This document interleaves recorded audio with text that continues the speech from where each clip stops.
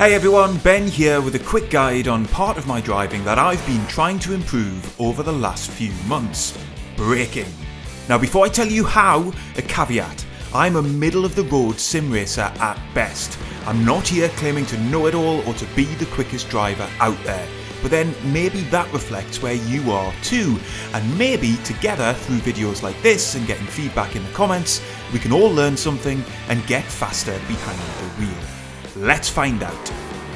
Okay, so the first thing I noticed when reviewing my driving was that consistently I was not maxing out my braking. In particular, I wasn't braking hard enough in a straight line for fear of locking the brakes. This was a habit built up over many races, potentially due to how sensitive my first car in iRacing was. That was the USF 2000.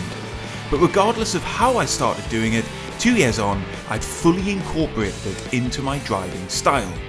This meant I was braking earlier than I needed to, coasting, and perhaps braking again closer to the apex. It looked a bit like this in the telemetry. That is properly inefficient and means I wasn't maximising the braking capacity of the car to get slowed down into the corner and out again in the shortest time possible. And ironically, I also found I was more at risk of locking the brakes deeper into the corner, as I'd missed my chance to slow down rapidly despite braking earlier and for longer. So what have I been doing differently? Well, firstly, I'm making a conscious effort to find the limit or the threshold of the brakes in the car just before they begin to lock. How do you know when that's going to happen? Well, it requires getting to know your car over several laps, but depending on the sim you're in, you can either hear the tyres begin to signal that they're going to lock, or potentially you'll feel it through your force feedback. Eventually, with practice, this becomes intuitive.